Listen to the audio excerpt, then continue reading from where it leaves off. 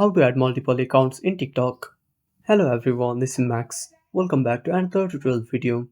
So let's start without wasting any time. Also make sure to watch this video till the end. So first of all, open up TikTok on a device. Now on the login page, simply tap on agree and continue. Now tap on profile at the bottom right corner. Now first of all, log in into your first account.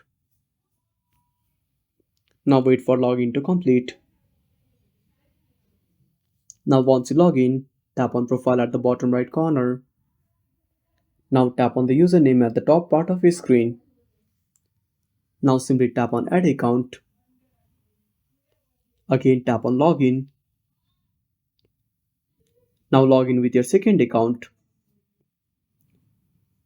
Now wait for some time. Now to switch the account, tap on profile, tap on the name at the top part of your screen and select the other account. And that's it. Thanks for watching. Make sure to subscribe our channel and hit the bell icon. See you in the next video.